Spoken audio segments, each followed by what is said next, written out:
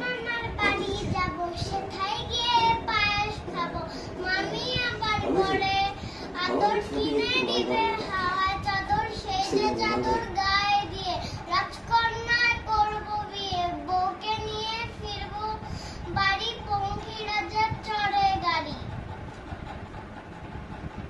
নমস্কার, আপনাদের আমি অন্য একটা কবিতা বলছি, সেটা শুরু করে দেন।